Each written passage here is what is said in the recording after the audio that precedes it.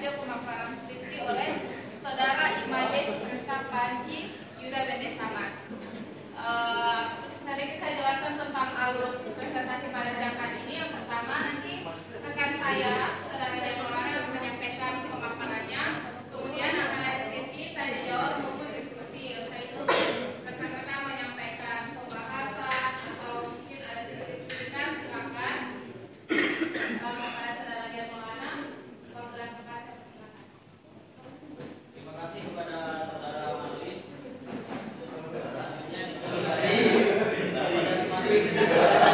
Selanjutnya di sini saya akan menyampaikan materi 3 dari 40 selesai. Kita tahu Pancasila itu memiliki 5 lambang. Yang pertama simbol gambar bintang yang mencerminkan sila pertama yaitu ketuhanan yang maha esa. Yang kedua simbol gambar rantai yang mencerminkan sila kedua yaitu kemanusiaan yang adil dan beradab. Yang ketiga gambar pohon beringin yang mencerminkan sila ketiga yaitu persatuan Indonesia. Yang keempat simbol kepala banteng yang mencerminkan sila keempat yaitu kerakyatan yang dipimpin oleh hikmat kebijaksanaan dalam permusyawaratan perwakilan. Dan yang kelima simbol padi dan kapas yang mencerminkan sila kelima yaitu keadilan sosial bagi seluruh rakyat Indonesia. Di sini fungsi Pancasila yang pertama yaitu panduan dalam kehidupan berbangsa dan bernegara di Indonesia yang menjadi landasan pokok yang mengungkapkan identitas bangsa serta menjadi sumber cita-cita moral bangsa Indonesia. Pancasila juga menjadi arah dalam bertindak dan berperilaku bagi warga negara Indonesia. Yang kedua yaitu mencerminkan nilai-nilai yang diharapkan dapat membangun masyarakat yang harmonis, adil dan sejahtera sesuai dengan nilai-nilai yang terkandung dalam sila-sila Pancasila. Selanjutnya memasuki ke materi. Yang pertama, pemanfaatan uang ganti rugi. Pemanfaatan uang ganti rugi yang produktif mencerminkan sila yang kelima yaitu keadilan sosial bagi seluruh rakyat Indonesia. Karena uang ganti rugi diberikan sebagai bentuk penghargaan terhadap hak masyarakat atas tanah.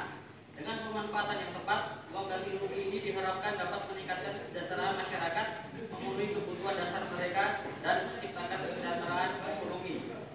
Pembagian dan pemanfaatan uang ganti rugi yang adil juga bertujuan untuk memastikan bahwa setiap orang tanpa terkecuali dapat merasakan manfaat sehingga tidak ada ketimpangan sosial atau ekonomi sesuai dengan prinsip keadilan sosial yang terkandung dalam sila kelima. Selanjutnya dari video menit 40 hingga selesai kita tahu bahwa dosen penguji banyak melakukan yang salah satunya yaitu pemanfaatan uang ganti rugi sudah menunjukkan pemanfaatan yang produktif untuk ke depan diharapkan mampu memberikan pendapatan kepada masyarakat sehingga dapat membantu untuk memenuhi kebutuhan sehari-hari. Di sini diharapkan di sini termasuk fiksi atau realita. Hal tersebut menunjukkan adanya penegasan untuk menulis agar memperjelas penggunaan kata dalam penulisan karya ilmiah sesuai dengan sila kedua Pancasila yaitu kemanusiaan yang adil dan beradab. Selanjutnya indikator kesejahteraan dan pendidikan. Penggunaan indikator kesejahteraan yang berkaitan dengan fasilitas pendidikan termasuk bagaimana ganti rugi membantu masyarakat mencapai tingkat pendidikan yang lebih tinggi. Indikator kesejahteraan dan pendidikan nilai Pancasila sesuai dengan nilai Pancasila yaitu sila kelima dan sila kedua. Kaitannya pendidikan sebagai indikator kesejahteraan mencerminkan prinsip keadilan sosial dan kemanusiaan dengan memberikan kesempatan yang sama untuk memperoleh pendidikan yang baik.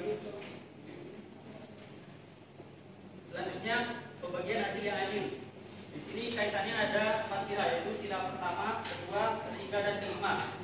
Kaitannya dengan sila pertama yaitu pembagian hasil yang adil dan perlunya mencapai kesejahteraan bersama dapat dikaitkan dengan nilai-nilai moral dan etika yang diajarkan dalam ajaran agama yang mengedepankan keadilan dan kemanusiaan dalam setiap tindakan.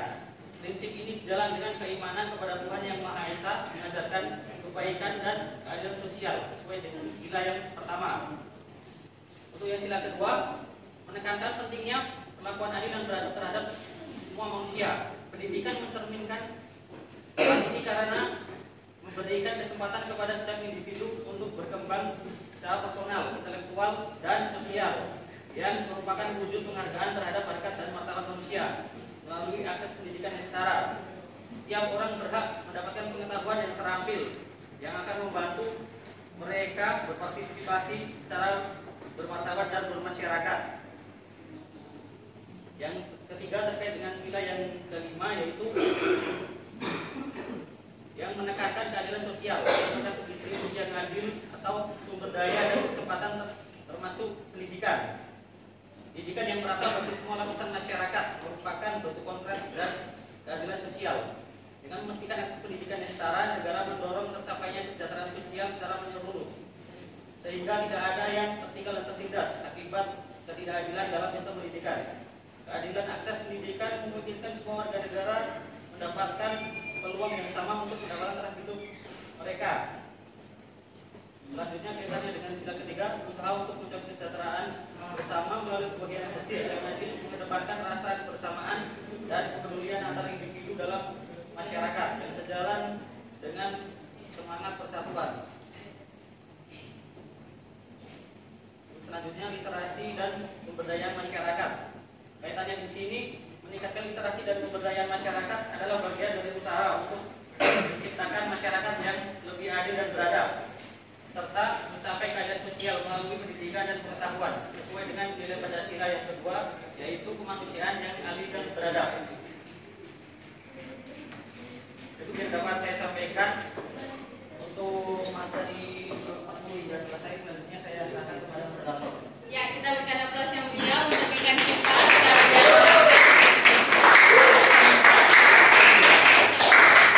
Ya, baik Mas Dian, terima kasih untuk pemaparannya. Selanjutnya kami membuka sesi diskusi, bisa berupa tanya jawab maupun ada kritikan.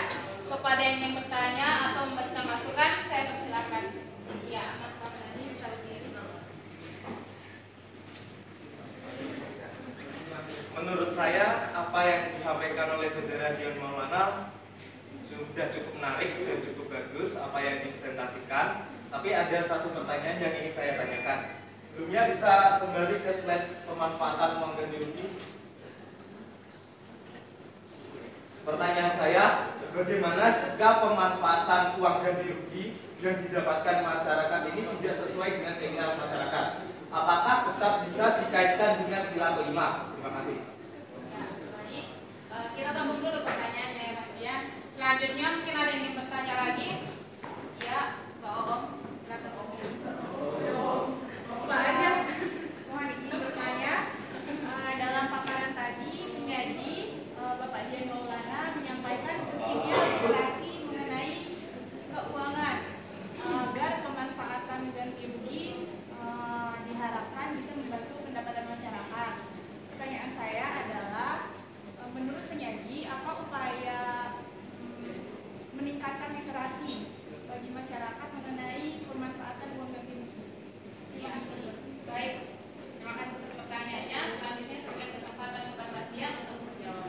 Yang pertama saya akan menjawab dari Mas Ran terlebih dahulu terkait dengan bagaimana jika pemanfaatan ganti rugi tidak sesuai dengan keinginan masyarakat, apakah bisa dikaitkan dengan sila kelima? Jika pemanfaatan uang ganti rugi tidak sesuai dengan keinginan atau harapan masyarakat, hal tersebut bisa dikaitkan dengan sila kelima, yaitu keadilan sosial bagi seluruh rakyat di Indonesia.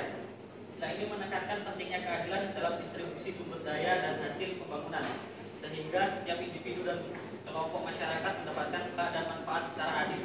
Ketika ganti rugi tidak dikelola dan dimanfaatkan sesuai dengan kebutuhan dan harapan masyarakat, dapat terjadi ketidakadilan. Hal ini bisa menghambat tercapainya kesejahteraan bersama yang seharusnya menjadi tujuan utama dari pengadaan tanah atau proyek pembangunan tersebut agar sesuai dengan sila kelima. Proses ganti rugi harus mempertimbangkan aspirasi, kebutuhan, dan kesejahteraan semua pihak yang terlibat, serta memastikan bahwa hasilnya benar-benar meningkatkan kesejahteraan masyarakat. Selanjutnya untuk Pak Om, terkait dengan apa upaya untuk meningkatkan literasi masyarakat tentang pemanfaatan uang ganti rugi. Yang pertama yaitu sosialisasi dan edukasi, mengadakan program edukasi mengenai keadaan kewajiban serta cara bijak memanfaatkan uang ganti rugi. Yang kedua, pelatihan manajemen keuangan, memberikan pelatihan tentang cara mengelola keuangan, menabung dan berinvestasi. Yang ketiga, pendampingan usaha, memberikan bimbingan bagi masyarakat yang ingin memulai usaha dengan uang ganti rugi. Yang keempat, akses informasi melalui media, menggunakan media massa dan online untuk menyebarkan informasi terkait pentingnya pemanfaatan uang ganti rugi. Yang kelima, kerjasama dengan lembaga keuangan, melibatkan bank, komunitas untuk memberikan edukasi keuangan dan akses produk keuangan. Dan yang terakhir, upaya ini membantu masyarakat menggunakan uang ganti rugi secara produktif untuk kesejahteraan jangka panjang. Terima kasih. Ya, baik. Mungkin dari penjelasan rekan saya, Saudara Dian Maulana,